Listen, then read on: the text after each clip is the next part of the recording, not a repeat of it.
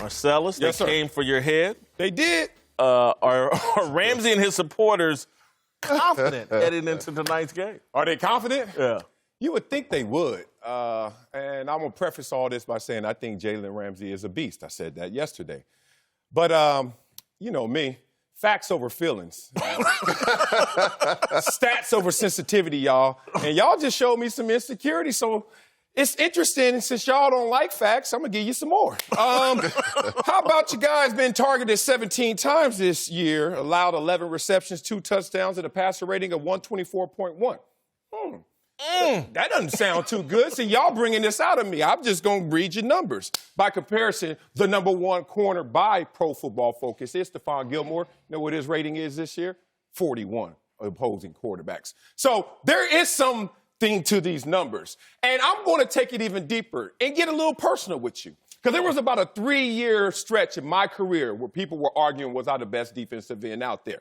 Some said top 5 for sure, but some were arguing he's the best out there. I'm setting franchise records for contracts. I'm out there beasting, replacing Bruce Smith.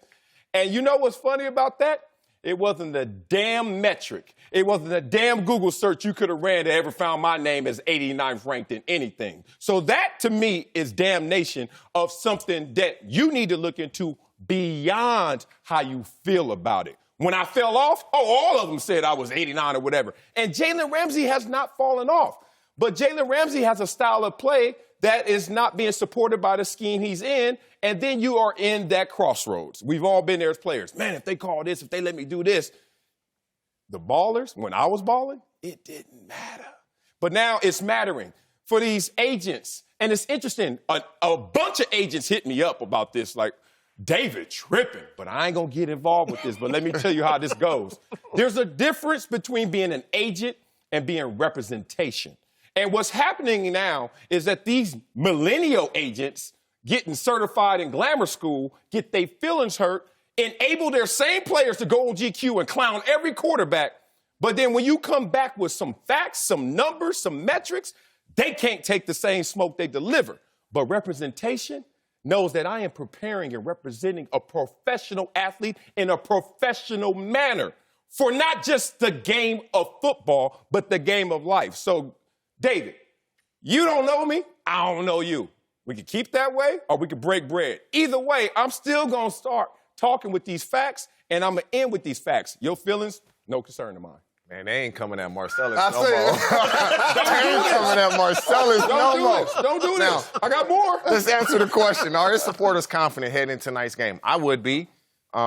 Mariota isn't a quarterback that's going to scare you. They don't have a receiver on the Titans that's going to scare them. Now, when I look at Jalen Ramsey, me being a former receiver that played, I think he's a good DB. And you look at the pro football. He can be offended by that. Good DB. When you say good, I don't know who's the best because I'm not playing against him. I would rank him top 3. Based off his performance this year and last year? I mean, if you look, you look at Pro Football Focus, he's been pretty consistent every year. 102 targets in 2016, 106 targets in 2017, 97 targets in 2018. He's given up 54, 57, 53 catches. That's pretty consistent in a 3-year span. Yeah. Same amount of yards, give or take. Same amount of interceptions. Same amount of PBUs, give or take 1 or 2. And so he's been pretty consistent. How they grade this, I don't know. But statistically, he's been pretty consistent. Now, this is what I will say. I trained a guy this year that was in Jacksonville. And I said, how good is Jalen Ramsey? He straight up, dog, he the truth. That's what he told me. And that's all I can go off of. Right. Keelan Doss said to me, God, he's the truth. And I wasn't able to play against him. When I watch him, he seems to be one of the better DBs in the game. But, yeah, Marcellus hurt some feelings yesterday. And to me, why they make it personal? All the clown stuff, come on, man. No, I take the clown stuff. I just laugh at when they don't like what they want to hear. I never got into that zone when I played. We didn't have emojis and all that stuff. we didn't have all that kind of stuff. You know, you said it best. You know, when a guy that played against you, or we're not playing now. We're not there every day. But other players, Deshaun Watson says, you know, hey, this guy can play.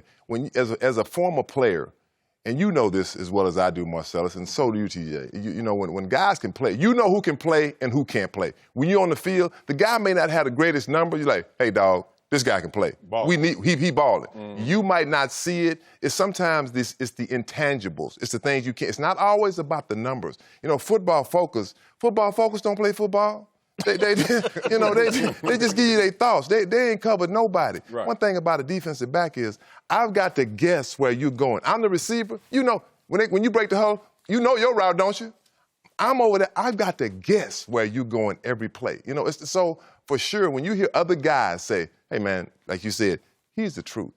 You got to take that for what it is. The only thing I would say though, Eric, is why I think they're a little bit shaken here is because the guys at Pro Football Focus are the same types of guys that make decisions on what your trade value is. But so if the Jacksonville Jaguars are sitting there, we want 2 first-round draft picks for this guy, and Jalen wants out of there and he wants someone to give that up, but the evaluators are saying, hey, there may be a problem here, let's be a little bit careful, that's what scares them. If his stock was seen across the board at what his ability says it should be, I think teams are quicker to give up what Jacksonville's asking for. You say what they want. You say what they want. Hey, I want a Jerry curl back again too. Like, hey, I want in the goggles, right? What you want and what you get is 2 different things. But look, Whitlock is onto it. You got to follow the money to see where this is really going. David was upset that he thinks that my opinion could affect the money of his client in terms of trade value in his next contract. When last time I checked, ain't nothing I could. When I was getting it, bruh, I don't care who criticized it. They had numbers. They had film. You can't out-talk that. So I don't know why you offended now and you want me to get in the echo chamber with you and say only glowing things when they are actually in any negotiation going to push back on you and they're going to use things like this. So it's amazing that numbers support your argument until they don't support your argument. So, David, you got clients out there that are balling out of control. You got Derwin James, Charger, my guy. I don't care what he thinks of me. I'm a clown, but to me, you still a beast. 5th ranked Pro Football Focus. I bet you David they teammates in college, though. He gonna defend them. I ain't mad at that. But I'm talking to David, who's going to use that 5th rank upstairs one day and say, you know, my guys are in the top 5 in already 1 year. It's good for you, but it ain't bad for you. Which way do you want to play that? So I got a real issue. But I'm going to tell you what their real fear is, again, because yesterday when you said those things, and just by even pointing the finger like, hey, here's where Pro Football Focus, it made me go, oh, I need to take a closer look. And I gave you a closer look today. Right. But when I can keep getting close, too. How close you want to go? So that's a narrative they want to avoid for the reasons you're talking about. They want people to trade for him. And when he gets traded, he wants to be the highest paid defensive player. Well, this is not the way to go about that if you don't want this narrative out, because y'all actually put it out. I mean, our show, we got a lot of ratings going around here. It's good, but y'all helping it, which is not helping your cause. I probably need to understand the Pro Football Focus rankings a little better. I don't know how your 91.3 rating in 2017, and you gave up more receptions in 2017 than you did in 16 and 18. And so I don't know how all this stuff is graded. Yeah. Off the eye test and just watching him play, he's one of the best DBs in the league. And this is another thing. No question. When you're in Jacksonville and you're losing and you feel like you don't have – they had one good year when he was there. Sometimes, and it sucks to say, you just kind of go through them. I don't want to be here no more, man. That's it. I don't want to play, man. That's the guy teams are afraid to pay. But this is the thing, though, Jason. When you – guys that are true competitors, when you pay them, they want more. He the type of, the way he had A.J. Green lose his cool. A.J. Green don't even talk. He had a guy lose his cool during the game because he was in his head so much. He's the type of guy, you pay him, he's going to want more. You put him in a winning situation, a good environment, I believe he's going to thrive. But once again, we get back to the same thing I said before. Everything can't be conducive to just you. This is a team game. We can't just run press man, Jalen. I know you are a beast in press man. Not the same in zone. But sometimes it calls for zone. Oh, I got to put you in a winning situation to get winning performances and you to buy in. Another team is leery of that because everywhere you go, there you are. What happens when we face adversity on this new team? What happens when we get that bump in the road on this new team? You already showed me your psychology, when bro. You say face adversity in Jacksonville, that's adversity every week. I played 2 years and didn't get one sack. I know what adversity feel like. So that's a different type of – you play with a team like the Chiefs, what adversity are they hitting with Patrick Mahomes and Andy Reid? See, that's the difference. That's a different ball game. Oh, everybody can play on the winner, huh? That's what It makes it easy. Look, and you've heard me say this before. When you winning, I don't care what's going on. He could be getting beat, but they winning. Man, we having a good time over here. It don't even matter almost when you're winning. If he goes to, I'm just say, if he does go to the Kansas City Chiefs, they see something that maybe Football Focus don't see. They say, hey, look, he fits our scheme. He fits our defense. Well, they see what most everybody sees, potential. No, he can play. It's not he's a potential. beast, too. He can Production and potential. Hey, you put him with Pete Carroll style of defense? Oh, man. Yeah. That style of defense in him, he'll be the best DB in the league. We like to have With him, that too. style of defense. All right, quickly here. Do you all agree he's on the trading block? There seems to be thoughts that on Friday he could get traded. He's going to play tonight against the Titans. Is that smart for the Jaguars to do? Yeah, it is smart. And I know it's a little counterintuitive in terms of why would you put him out there at the injury risk. But this is the problem. If you're Coach Marone, you're like, I got 52 other dudes who know that there's no safe place between I want to be traded, but you still on this roster wearing the black and teal. Guess what? I need you on the field. Upstairs is doing their business. Your agent is doing his business, and I'm going to take care of my business, which means if you are healthy and you are able, you are going out there and playing this football game. Unless I get some other instructions, but you can't start to open up that can of worms for any culture, winning or losing, that says, I don't feel like being here. I want to go. And until that moment, I just tap out. He's not suspended. He's not hurt. It's just a horrible message to tell everybody else in there, when you don't feel it, you ain't got to do it.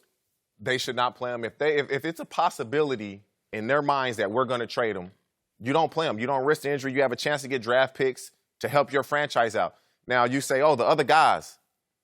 There's only a handful of guys on each team that can demand stuff like this and can get away with it. That's it. And out of those handful, it's probably only one or two that's really in them to do that type of stuff. Yeah. This doesn't happen often. You should not play him. If they say he's going to be traded on Friday, no way. Come watch the game, say goodbye to your teammates, and we'll see you on your way. But he should not play at all. I think he should play. I mean, I think people are afraid. You think about Earl Thomas. I think it will go like that. But he's a cornerback. He's not a receiver. He's not a running back. He's not going to get real. His job is to cover. Yeah. I mean, that's the most important thing. So you do play him. Let's say he goes out there and has 2 picks.